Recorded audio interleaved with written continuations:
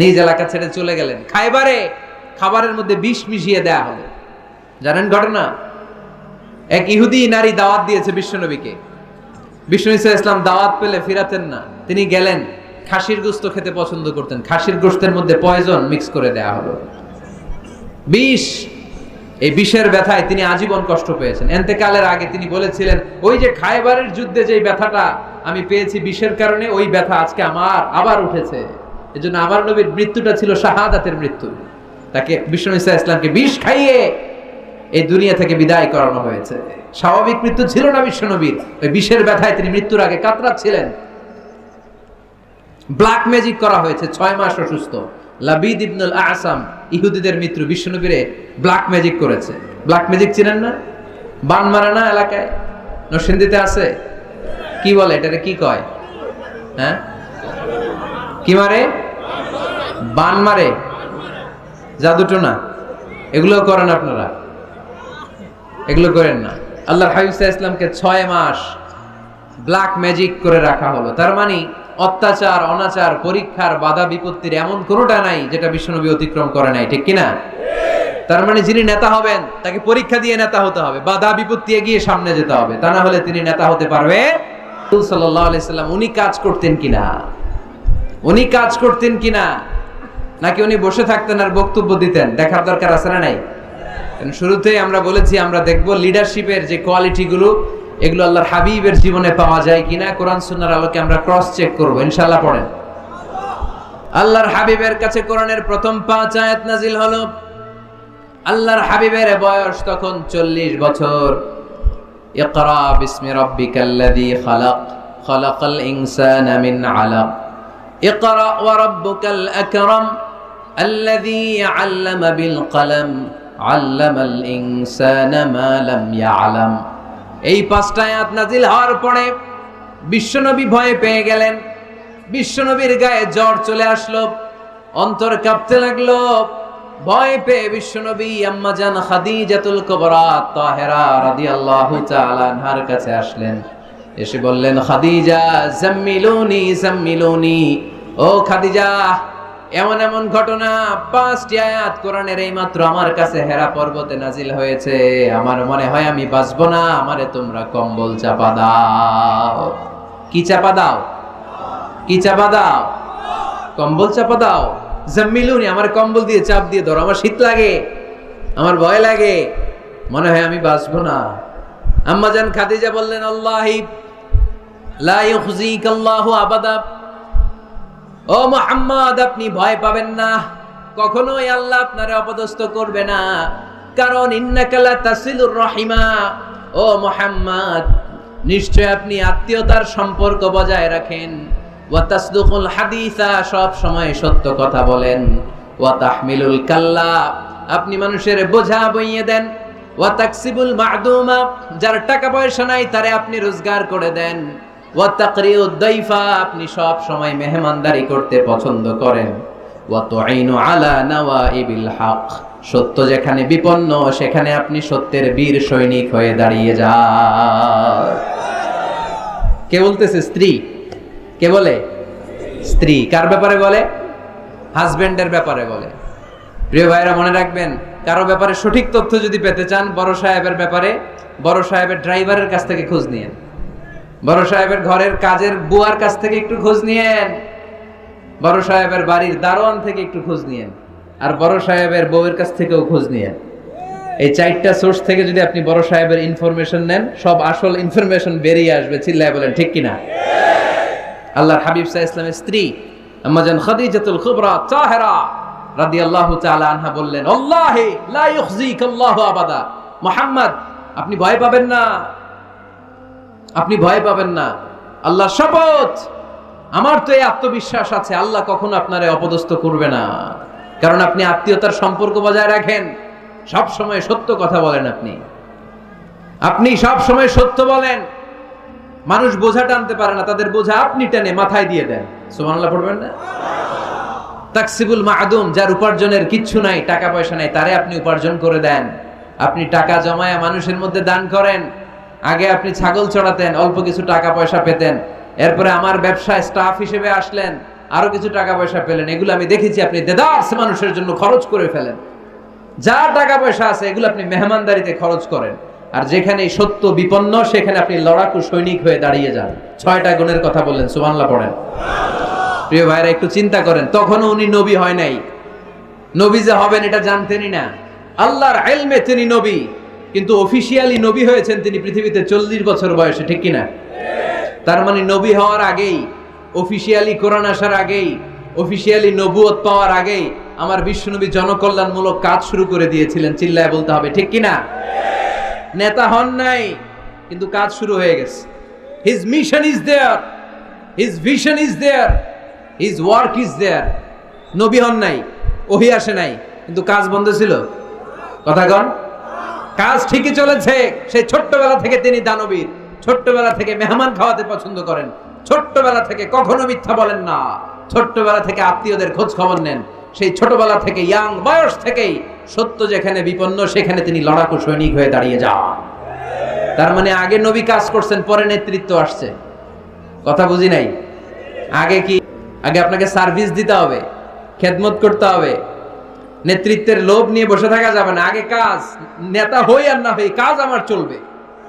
My mission is দেয়ার। কোন অপশক্তি, কোনো কিছুই আমার কাজকে থামায় ফেলতে পারবে না। চিল্লায় বলেন, ঠিক কিনা? আগে কাজ, পরে নেতা, ঠিক কিনা? প্রথম পয়েন্টটা বুঝতে পারছেন? নেতা হইতে হলে প্রথমে কি করতে হয়? আওয়াজ করে বলেন, আগে কি, পরে। মাশাআল্লাহ, এই তো বুঝতে পারছি। নেতা হওয়ার 2 নাম্বার কোয়ালিটি হচ্ছে you have to overcome the challenges and you have to face the trials. আপনাকে চ্যালেঞ্জ মোকাবেলা করার ক্ষমতা থাকতে হবে, বাধা বিপত্তি ডিঙিয়ে সামনে যাওয়ার ক্ষমতা থাকতে হবে, তাইলে আপনি নেতা। নেতা যদি দুর্বল চিত্তের হয়, এটা কি নেতা না খেতা? হ্যাঁ, নেতা হইতে হলে আপনাকে চ্যালেঞ্জ মোকাবেলা করতে জানতে হবে। পাহাড় সম চ্যালেঞ্জ, আপনি এটাকে ডিঙ্গিয়ে চলে যেতে হবে। কোনো কিছু তাকে নাড়ায় না, সে অনড়। কোনো কিছুতে সে টলে না, সে অটল, সে নেতা, ঠিক কিনা? এজন্য আল্লাহ বললেন, ওয়াইয বিতালা ইব্রাহিম রাব্বুহু বিকালিমাতিন ফাতাম্মাহুন্না ক্বালা ইন্নী জাঈলুকা লিন-নাসি ইমামা। ও নবী, স্মরণ করেন সে সময়ের কথা যখন আমি ইব্রাহিমকে অনেকগুলো পরীক্ষা করেছিলাম। প্রতিটা পরীক্ষায় ইব্রাহিম সফলতার সাথে উত্তীর্ণ হয়েছে, আর এই কারণে ইব্রাহিমকে ফলাফল স্বরূপ আমি জানিয়ে দিলাম, ইব্রাহিম ইন্নী জাঈলুকা লিন-নাসি ইমামা, আমি তোমাকে গোটা বিশ্বের মানুষের ইমাম বানায়া দিলাম, নেতা বানায়া দিলাম। ইন্নী জাঈলুকা লিন-নাসি ইমামা। ইব্রাহিম যতগুলো পরীক্ষা নিয়েছে সবগুলাই পাস। আগুনের পরীক্ষা পাস, নমরুদের পরীক্ষা পাস, কাবা ঘরের দায়িত্ব দেয়া হয়েছে, এই পরীক্ষায় পাস। সন্তানকে মরুভূমিতে রেখে আসতে বলা হয়েছে, পাস। যতগুলো পরীক্ষা আমি নিলাম সবগুলাই তুমি পাস। তুমি বাধা বিপত্তি ডিঙিয়ে নিজেকে প্রমাণ করতে সক্ষম হয়েছে, আর ফলাফল স্বরূপ আমার ঘোষণা, ইন্নী জাঈলুকা লিন-নাসি ইমামা, আমি তোমার ইমাম বানায় দিলাম, নেতা বানায় দিলাম। তার মানে নেতা হতে হলে যত ওভারকাম আছে, স্ট্রাগল আছে, চ্যালেঞ্জ আছে, এগুলো ডিঙিয়ে সামনের দিকে আগাতে হয়। নেতা ভয় পাইলে চলে না। চিল্লা এখন, ঠিক কিনা? বাধা আসবে, বিপত্তি আসবে, নেতা অটল অনড়, তাহলেই চিনি নেতা। বুঝতে পেরেছেন? এবার আমরা দেখি যে আল্লাহ রাসূল সাল্লাল্লাহু আলাইহি ওয়াসাল্লামের জীবনে বাধা বিপত্তি ছিল কিনা, চ্যালেঞ্জ তিনি ওভারকাম করেছিল কিনা। আপনাদের কি মনে হয়, আমার নবীর জীবনে কোনো বাধা বিপত্তি ছিল না? আওয়াজ শুনে তো মনে হয় ছিল না। হ্যাঁ, আবু জাহেল তো আল্লাহ রাসূলকে লাল গালিচার সংবর্ধনা দিছিল, তাই না? হ্যাঁ, গোলাপ ফুলের বিছানা বানায় রাখছিল, তাই না? পাহাড় সম চ্যালেঞ্জ ওভারকাম করে তিনি নিজের নেতৃত্বের প্রমাণ দিয়েছেন, নিজেকে প্রমাণ করে করে তিনি সামনের দিকে এগিয়েছেন, ঠিক কিনা? যেন তেন পরীক্ষা বিশ্বনবী দেন নাই। এমন এমন পরীক্ষা রব্বুল আলামিন বিশ্বনবীর কাছ থেকে নিয়েছেন, গোটা বিশ্বের কোন নবী ওই পরীক্ষা দেয় নাই। আল্লাহর হাবিব সাল্লাল্লাহু আলাইহি ওয়াসাল্লামকে পাগল বলা হয়েছে, হয় নাই? কবি বলা হয়েছে, গণক বলা হয়েছে, গণক। আল্লাহ রাসূল সাল্লাল্লাহু আলাইহি ওয়াসাল্লামকে বলা হয়েছে আফতার, লেজ কাটা, নির্বংশ। আল্লাহর হাবিব সাল্লাল্লাহু আলাইহি ওয়াসাল্লাম যখন মক্কায় সালাত পড়তেন, ওটের পচা নারী বুড়ি পিঠে চাপিয়ে দেয়া হতো। 3 বছর শিয়াবে আবি তালেবের জেলখানায় বন্দী ছিলেন। আপনি বন্দী ছিলেন কয় বছর? আমি ছিলাম কয় বছর? আল্লাহর হাবিব সাল্লাল্লাহু আলাইহি ওয়াসাল্লাম কয় বছর বন্দী? এটা অর্থনৈতিক আগ্রাসন, সামাজিক বয়কট। এদের সাথে কারো বিয়ে হবে না, এদের কাছে কোনো পণ্য বিক্রি করবে না, এদের থেকে কিছু কিনবে না। প্রথম বছর যেহেতু ওনারা ছাগল চড়াতেন, ছাগলের গোশত খেলেন। দ্বিতীয় বছর সাহাবারা ছাগলের চামড়া খেলেন। তৃতীয় বছর গাছের পাতা, লতা পাতা, শিকড় আর ছাল খেয়ে বেঁচেছিলেন। The life is not a bed of roses. এই পৃথিবীটা কুসুমাস্তীর্ণ নয়, এটা কণ্টকাকীর্ণ। এই পৃথিবীতে কেউ কাউর জন্য জায়গা ছেড়ে দেয় না, এখানে জায়গা করে নিতে হয়। পৃথিবীতে তোমাকে জানান দিতে হবে যে তুমি পৃথিবীতে এসেছো। কঠিন বিপত্তিকে, পরীক্ষাকে তুমি জানাও যে তুমিও কম শক্ত না, ঠিক কিনা? একজন পুরুষের এক ফোঁটা বীর্যে 20 কোটি শুক্রাণু না থাকলে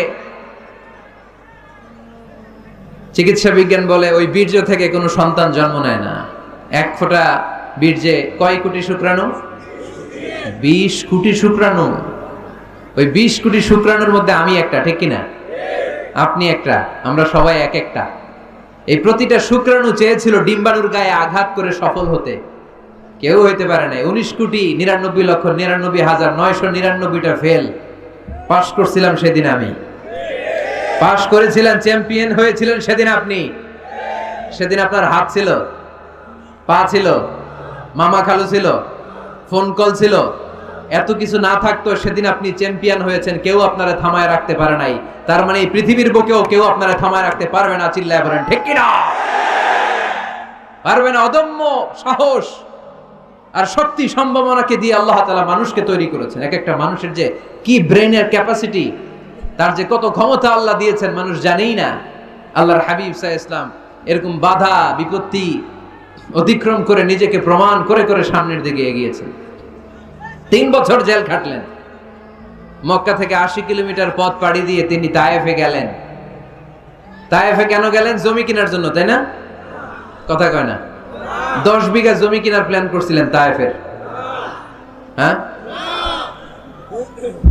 নিজের কোনো লাভের জন্য গেছেন তায়েফে? তায়েফবাসীদেরকে জাহান্নামের আগুন থেকে বাঁচানোর জন্য, নিজের লাভের জন্য না।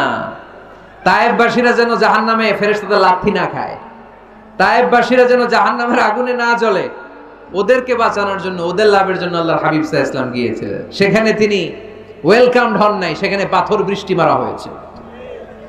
এমন তাবৎ কোনো অত্যাচার নাই বিশ্বনবীর উপর করা হয় নাই। 3টা জায়গায় কি সুশ্রী দেহ আমার নবীর, কি সুন্দর ছিল আল্লাহর হাবিব সাল্লাল্লাহু আলাইহি ওয়াসাল্লামের শরীর। তিনি বলতেন আনা মালিহুন ওয়া আখি ইউসুফু সাবিহুন, আমি লাবণ্যময় সুন্দর, আমার ভাই ইউসুফ সাদা সুন্দর। মিলহুন থেকে মালিহ, মিলহুন মানে লবণ, লবণ থেকে লাবণ্যময়। আমি লাবণ্যময় সুন্দর, আমার ভাই ইউসুফ সাদা সুন্দর। এই সুন্দর মানুষটার দেহে পাথর মারা হয়েছে। Can you imagine that? আপনি কি কল্পনা করতে পারেন? 3টা জায়গায় বিশ্বনবীকে আক্রান্ত করা হয়েছে, রক্তের বন্যা বইয়ে গিয়েছিল। আওয়াজ করে বলেন ঠিক কিনা?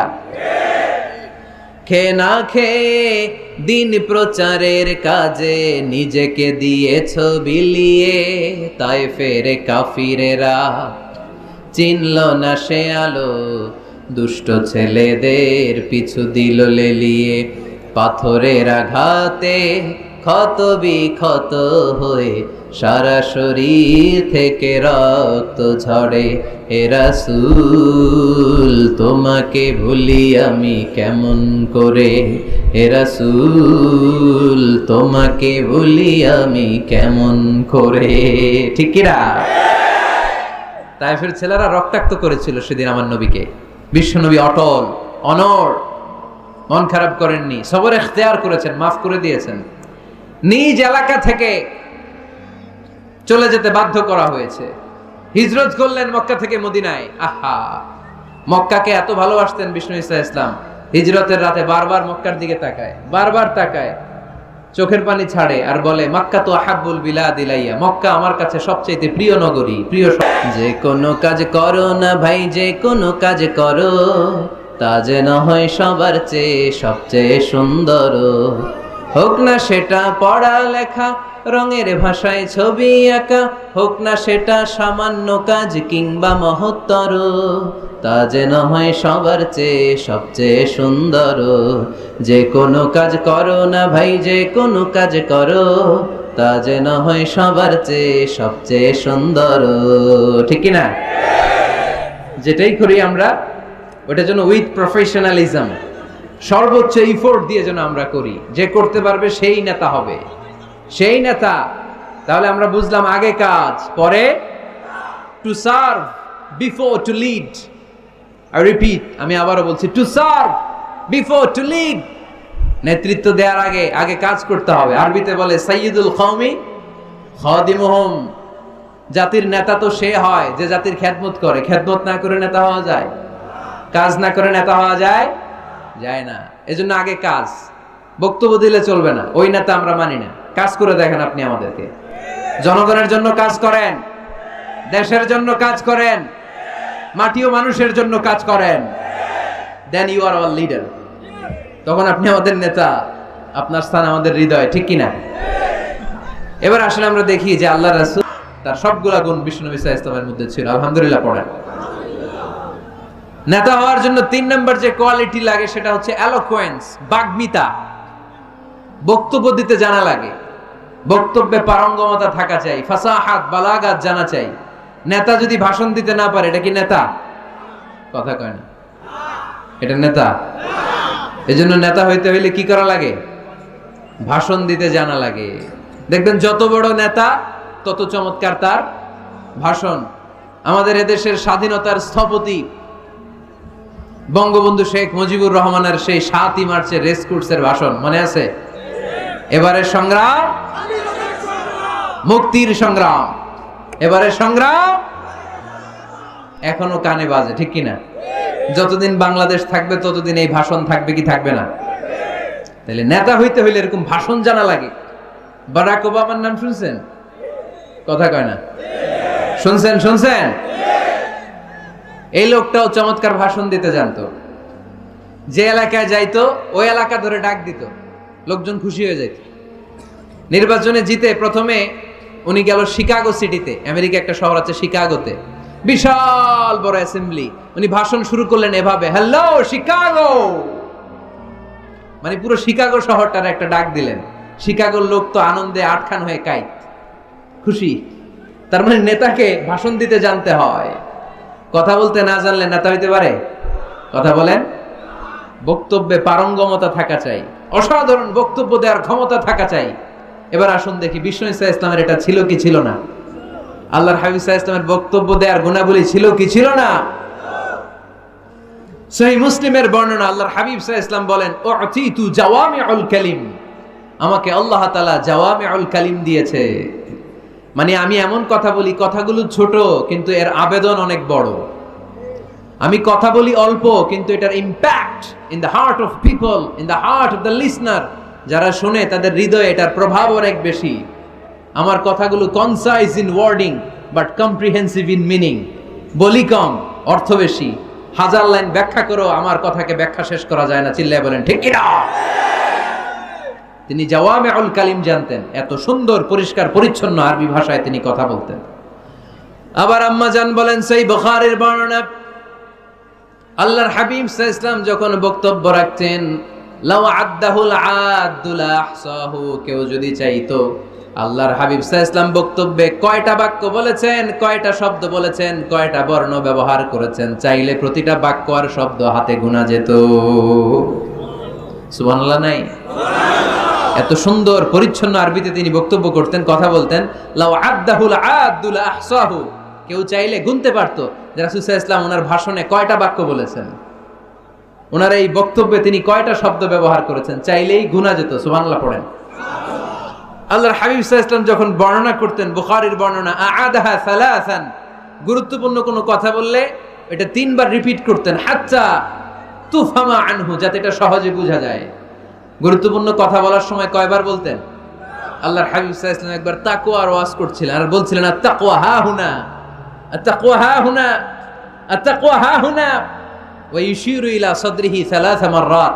তাকওয়া এখানে, তাকওয়া এখানে, তাকওয়া এখানে বলে তিনি অন্তরের দিকে 3 বার ইঙ্গিত করেছেন। সুবহানাল্লাহ পড়বেন না? তাকওয়া থাকে কোন জায়গায়? কোথায়? নাকি আল্লাহর হাবিব বলছেন আত-তাকওয়া হা হুনা, আত-তাকওয়া হা হুনা, আত-তাকওয়া হা হুনা? কি বলছেন? আত-তাকওয়া হাহুনা, তাকওয়া থাকে হৃদয়ে। তার মানে গুরুত্বপূর্ণ কথা বলার সময় আল্লাহর হাবিব সাল্লাল্লাহু আলাইহি ওয়াসাল্লাম 3 বার রিপিট করতেন, সুবহানাল্লাহ পড়েন। এরপর আম্মা জান আয়েশা রাদিয়াল্লাহু তাআলা আনহা বর্ণনা করেন, বুখারীর বর্ণনা, ইয়াতাকাল্লামু বিকালামিন বাইয়িন ফাসলিন, আল্লাহর হাবিব যখন কথা বলতেন, ইয়াতাকাল্লামু বিকালামিন বাইয়িন, সুস্পষ্ট ভাবে কথা বলতেন, ফাসলিন, থেমে থেমে কথা বলতেন, ইয়াতাহাফফাযুহু মান জালাসা ইলাই, তার আশেপাশে যারা বসে থাকতো চাইলে সবগুলো কথা সহজেই মুখস্থ করে ফেলতে পারত। ইয়াতাকাল্লামু বিকালামিন বাইয়িন, সুস্পষ্ট কথা বলতেন, অস্পষ্ট কোনো কথা আল্লাহর হাবিব সাল্লাল্লাহু আলাইহি ওয়াসাল্লাম কখনো বলেন নাই। ফাসলিন, থেমে থেমে, এক বাক্য শেষ আরেক বাক্য, এক কথা শেষ আরেক কথা। ইয়াতাহাফফাযুহু মান জালাসা ইলাই, এত সুন্দর করে বলতেন তার আশেপাশে যারা বসা চাইলে এগুলো মুখস্থ রাখতে পারত। আওয়াজ করে পড়তে হবে আল্লাহু আকবার। আবার আল্লাহর নবী মাঝে মাঝে আবেগঘন বক্তব্য দিতেন। সাহাবারা বলেন, বিশ্বনবী মাঝে মাঝে এমন বক্তব্য রাখতেন, ওয়াজিলাত মিনহাল কুলুব যারাফাত মিনহাল আয়ুন, বিশ্বনবীর বক্তব্য শুনে আমাদের হৃদয় বিগলিত হয়ে যেত, বিশ্বনবীর আলোচনা শুনে, নসিহত শুনে আমাদের চোখ দিয়ে দাঁড় দাঁড় করে পানি ঝরতো, দাঁড় দাঁড় করে চোখ দিয়ে পানি ঝরতো, হৃদয় বিগলিত হয়ে যেত। তার মানে আবেগঘন বক্তব্য দিতে জানতেন। আবার পাশাপাশি বিশ্বনবী মাঝে মাঝে জেহাদি বক্তব্য দিতেন, তেজস্বী বক্তব্য দিতেন। হাত্তা ইহতামাররাত আইনা ওয়া আলা সাউতু ওয়াশতাদ্দা গাদাবু, মাঝে মাঝে যখন জ্বালাময়ী তেজস্বী ভাষণ দিতেন চেহারাটা লাল হয়ে যেত, চোখগুলো লাল হয়ে যেত, বিশ্বনবীর কণ্ঠ উঁচু হয়ে যেত, রাগে তিনি গড়গড় করতে থাকতেন, মনে হচ্ছে তিনি সেনাবাহিনীর কমান্ডার। সুবহানাল্লাহ পড়েন। এই বর্ণনাগুলো থেকে বোঝা যায় একজন বক্তার বক্তব্য দেওয়ার যত কোয়ালিটি থাকতে পারে, যত চমৎকার বক্তব্যের পারঙ্গমতা থাকতে পারে, তার সবগুলো আমার নবীর মধ্যে ছিল কি ছিল না? আওয়াজ করে বলেন, ছিল কি ছিল না? তার মানে নেতৃত্বের যে গুণাবলী, তার 3 নাম্বার গুণাবলী হচ্ছে বাগ্মিতা, এলোকুয়েন্স। নেতার কথা বলতে জানতে হবে। আর তার সবগুলো গুণ আমার বিশ্বনবীর জীবনের মধ্যে পাওয়া যায়, ঠিক কি না? আপনাদের কি কষ্ট হচ্ছে? গরম লাগতেছে না? আমার তো লাগতেছে অনেক। শেষ করে দেই তাইলে, না? হ্যাঁ, কষ্ট হচ্ছে না? তাকবীর দেয়া যাবে? জোরে না আস্তে? কত জোরে? অনেক জোরে।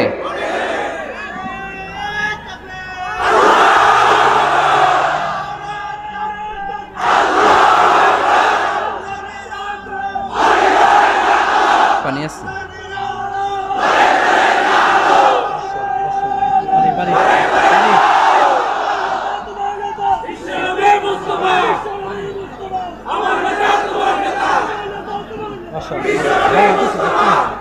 মাশাআল্লাহ, মাশাআল্লাহ, ঠিক আছে। তাহলে আরো কয়েক মিনিট বলা যায় না?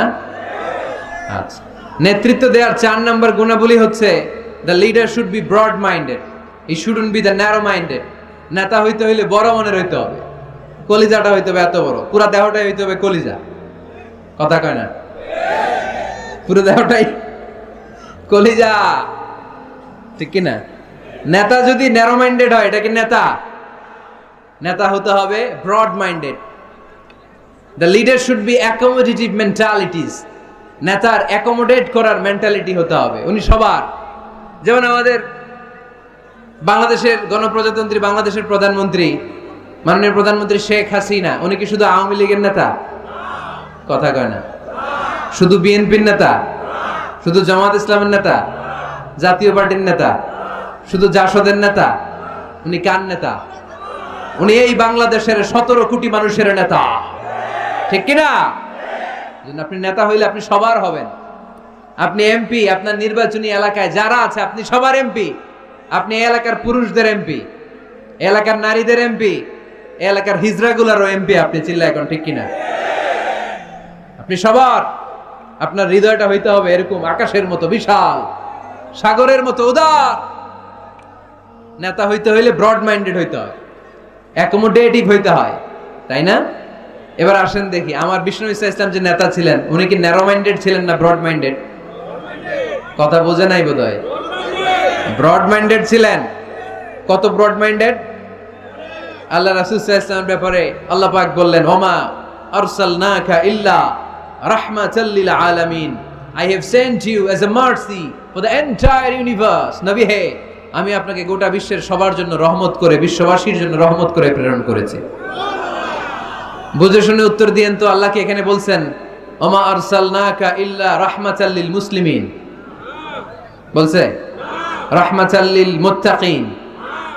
আল্লাহ বলেছেন ওমা আরসালনাকা ইল্লা রাহমাতাল লিল আলামিন। নবী হে, আমি আপনাকে গোটা বিশ্বের সবার জন্য রহমত করে দুনিয়ায় প্রেরণ করেছি।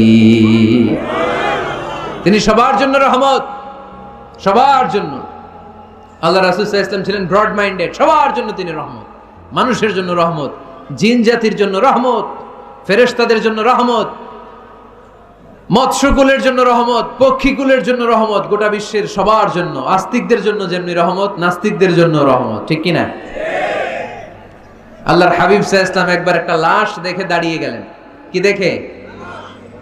লাশ দেখে দাঁড়ালেন। সাহাবারা বললেন ইন্নাহু ইয়াহুদি। নবী, ইন্নাহু ইয়াহুদি, এটা ইহুদির লাশ, আপনি দাঁড়ালেন যে? আল্লাহর হাবিব সাল্লাল্লাহু আলাইহি ওয়াসাল্লাম বললেন আওয়ালাইসাত নাফসান, এটা কি মানুষ না? হোক না ইহুদি, হোক না খ্রিস্টান, হোক না আস্তিক আর নাস্তিক, আমি তো মানুষ দেখে দাঁড়াইছি। সুবহানাল্লাহ কইবেন না?